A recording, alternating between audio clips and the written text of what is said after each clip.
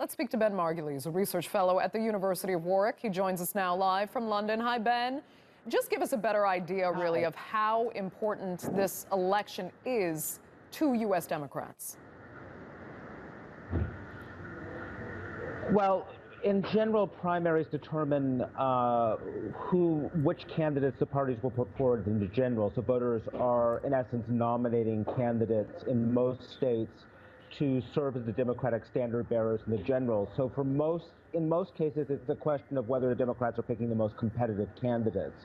It's a question of the quality and electability of the candidates. But California is different because rather than holding traditional primaries where each party votes for who the Democratic or Republican candidate will be, all the candidates from both parties, from any party, just run in a first round, similar to the first round of the French or the Turkish presidential elections.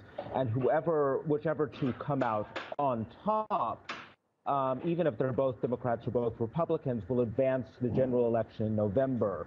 And so that's why there's so much attention on California, because the Democrats are concerned that in some cases they'll end up with two Republicans going forward because there were too many Democrats in the mix, or there will be too many Republicans will get forward, and that will encourage Republicans to vote in November. Also because California districts aren't drawn by partisan commissions, so California is just in general more competitive and has more seats. I mean, sorry if I'm getting too detail-oriented here, but specifically, which races do you think are most indicative of the political climate in the U.S. right now and of the approval or disapproval of President Trump? It's hard to say at this stage because mainly what you're looking at are Democrats voting for other Democrats or Republicans voting for other Republicans. It's not so much a question of the whole electorate judging someone who's kind of a proxy for Trump in most cases. I think the closest I could say as a proxy for dealing with Trump specifically might be the California governor's race, where you have the leading Democratic candidate, Gavin Newsom, who's the most left-wing of the major candidates, came out with a strong plurality in the first round. I think something like 40%.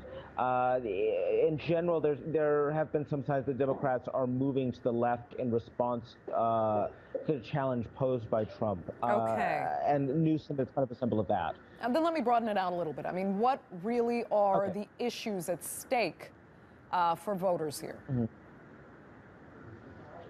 The primary issue in the first instance is, and the one the Democrats are most concerned with, is who will control Congress, especially the House of Representatives. And that's why there's so much focus on California, because the Democrats think they have a chance of winning 7, perhaps more seats in the House of Representatives, and that gets them about a third of the way to retaking control of the House. So the first issue is retaking Congress, and following on from that will be how thoroughly Trump will be investigated by House of Representatives, by Congress, how questions relating to immigration law, health care, taxes.